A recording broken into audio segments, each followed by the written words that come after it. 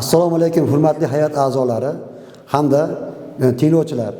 Men Andijon Mashg'ulot instituti axborot texnologiyalari kafedrasining mudiri Yusupov Muxtorjon Tojiboyevich bo'laman. Men bugungi sizlarga taklif qilayotgan kredit model tizimida talabalarning mustaqil ishlarini tashkil etish va nazorat qilish texnologiyasi mavzusidagi mahorat darsini o'tib bermoqchiman. Ushbu mahorat darsini shakllantirish jarayonida biz reja tuzib oldik. Rejaga asosan talabalarning mustaqil ishi va uni tashkil etish, talabalarning mustaqil ishini sifatli bajarishini ta'minlash, talabalarning fan bo'yicha mustaqil ishlarni bajarishini nazorat qilish rejalari bo'yicha ish olib bordik. Ushbu mavzuni hozirgi kundagi dolzarbligi hamda asoslanishini quyidagi tartibda shakllantirdik.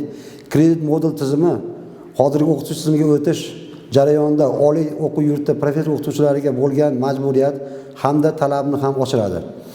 Modulli o'qitish tizimi bilan o'qituvchi nafaqat axborot beruvchi va nazorat qiluvchi funksiyalarni, balki maslahatchi hamda muvaffaqiyatlantiruvchi vazifalarni ham bajaradi.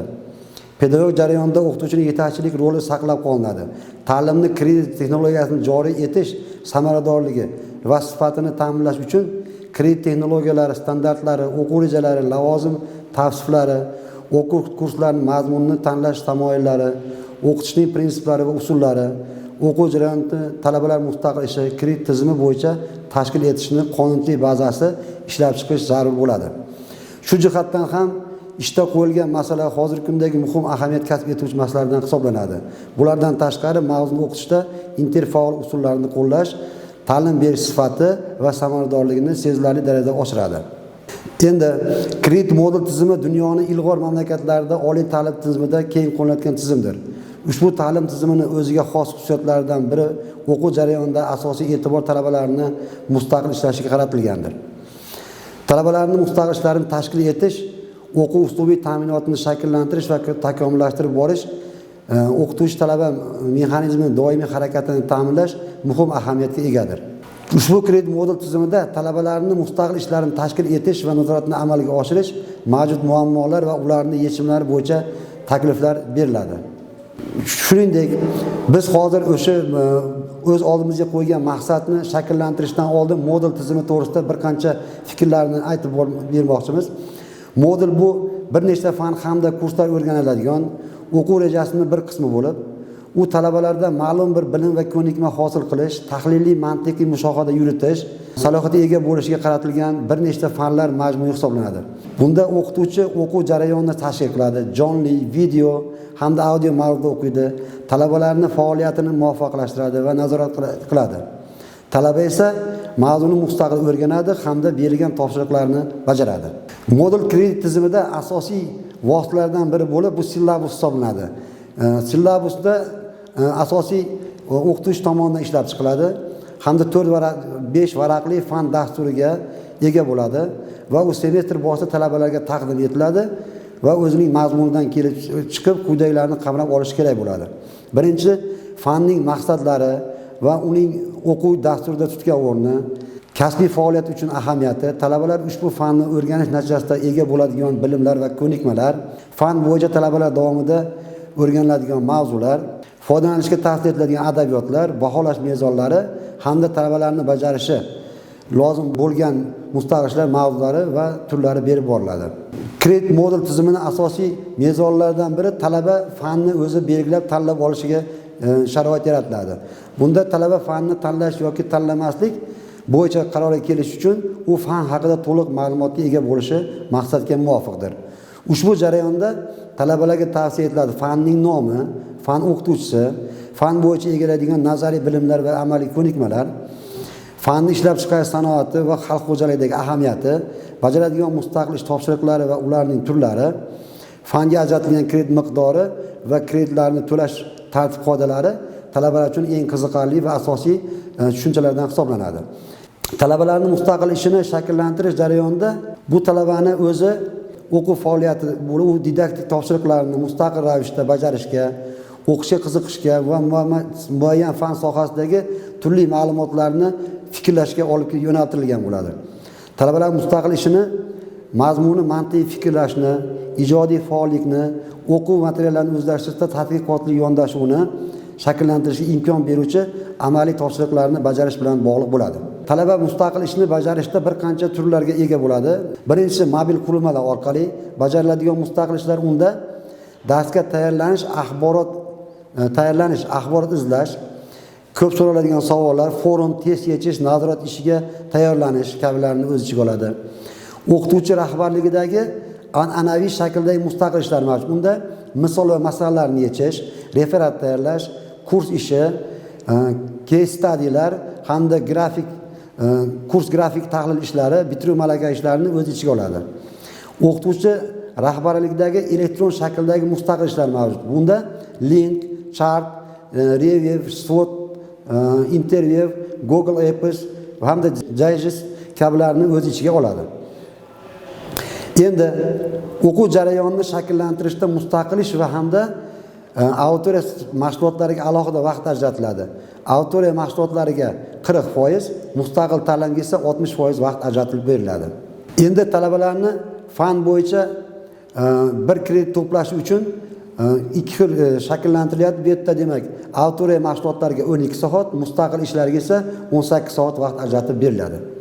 Endi o'qituvchi rahbarligidagi talabaga mustaqil ishni innovatsion texnologiya asosida shakllantirish kerak bo'ladi. Bunda ushbu jarayonda bir qancha ketma-ketliklar mavjud. Ya'ni yakka tartibda, guruh tarzida, maslahat shaklida, interfaol shaklda.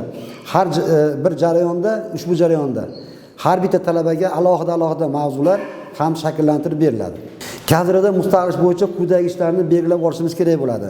Mustaqil ishning hajmi, mazmuni, hisobot turi, natijalar bo'yicha talabalar va o'qituvchilarning hisobotlarini ko'rib chiqadi.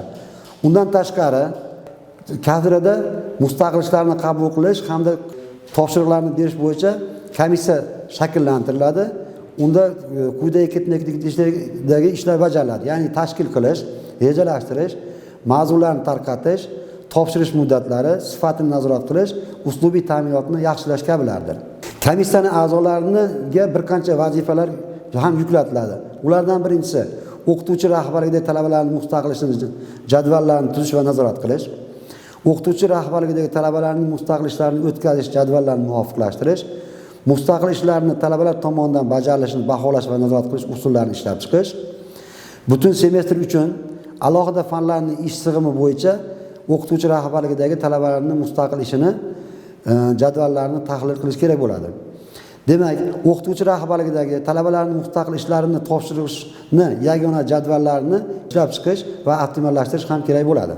Komissiya a'zolarining vazifalariga quyidagilar kiradi. Demak, alohida fanlar bo'yicha topshiriqlar sifatini baholash, talabalar mustaqil ishning shakllarini tanlashni to'g'riligini baho berish, topshiriqlarni bajarish bo'yicha uslubiy ko'rsatmalar mavjudligini tahlil qilish va ularni ekspert baholash, o'zlashtirish tahlil natijalaridan kelib chiqib, talabalar mustaqil ishini takomillashtirish bo'yicha tavsiyalar ishlab chiqish, turli ko'rinishdagi talabalar mustaqil ishlari bo'yicha yondashuvlar va baholash me'yorlarini aniqlashdan iborat bo'ladi. Endi bu yerda kredit modul tizimida asosan o'qituvchi va talaba mexanizmi ish olib boradi.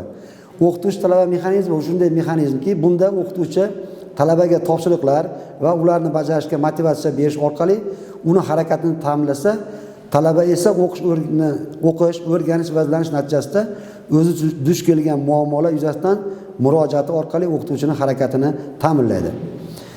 Shuningdek, o'qituvchi talaba mexanizmi, bu mexanizm o'zaro aks ta'sir tamoyiliga asoslangandir. Chunki talaba mustaqil ishlarni bajarish jarayonida qanchalik ko'p muammolarga, savollarga duch kelsa, shunchalik darajada o'qituvchiga yaqinlashib murojaat qila boshlaydi. Shuningdek, talabalarning savollariga yetarli darajada javob bera olish uchun esa o'qituvchi o'z ustida ishlashga, o'zini ustidagi izlanishlarini shakllantirishga kerak bo'ladi. Endi o'qituvchi talaba mexanizmida quyidagicha sxema bilan shakllantirishimiz mumkin. Bu yerda o'qituvchi, talaba, muammo, adabiyotlar. Bu yerda o'qituvchi topshiriqni beryapti, talaba o'qituvchiga murojaat qilyapti, mustaqil izlanish uchun adabiyotlardan foydalanyapti, kelib chiqqan muammolar bo'yicha turli ko'rinishdagi natijalarga erishyapti. Endi elektron shakldagi o'qituvchi rahbarligidagi talabaning mustaqil ishida Quvvat, SWOT, Google Apps hamda Digest sistemasi bilan ishlashimiz mumkin bo'ladi. Bunda masofaviy ta'lim platformasida o'qituvchi tomonidan berilgan savollarga belgilangan hajmda yozma javob berish, fan bo'yicha biror tushunchani cheklangan hajmda SWOT tahlilini olib borish, keyingisi Google Classroom platformasida hamkorlikda slaydlar, jadvallar, matnlar, shakllar, topshiriqlarni bajarish. Yana navbatdagi digestda ham Google Classroom platformasida hamkorlikda slaydlar, jadvallar, matnlar hamda boshqa ishlarni olib borish kerak bo'ladi. Endi bundan tashqari o'qituvchi fanni xususiyatidan kelib chiqib, talabalarga turli kompyuter o'quv dasturi yordamida elektron tarzda bajariladigan mustaqil topshiriqlarni ham berib boradi. Masalan, MATLAB dasturida, Corel Drafda, AutoCADda va boshqa amaliy dasturlardan ham foydalanishimiz mumkin bo'ladi. Talabalarni fan bo'yicha mustaqil ishlarni bajarishini nazorat qilish va ularning doimiy harakatini ta'minlash maqsadida talabalarning qo'liga yo'l xaritasi bo'lishi kerak. Yo'l xaritasi sifatida quyidagi grafik jadvaldan foydalanish mumkin. Demak, bunda talabalar mustaqil ishlarining turi, an'anaviy shakldagi o'sha o'qituvchi hamda talaba mustaqil ishlari, topshiriq turi va soni, referat, taqdimot, case study, hisob chizma ishlari, ilmiy maqola yoki tezis chop etish kabi va elektron shakldagi talabalarning mustaqil ishlarida esa topshiriq turi va soni, bajarish muddati, bajarganligi haqidagi ma'lumot bo'lishi kerak. Umumiy holatda olinganda talabalar mustaqil ishlarini bajarish jarayonida kredit model tizimida talabalarga mustaqil ishlashga ko'proq sharoit yaratish kerak hamda ularni bajaradigan ishlarini doimiy nazoratda qilib borish kerak. Bu elektron tartibda yoki an'anaviy shaklda bo'lganda ham talabalardagi bilim olishga bo'lgan ko'nikmalari, tushunchalari hamda talabalarni shu tizimda ishlashda bilimlarini oshligini sezib boramiz. E'tiboringiz uchun rahmat.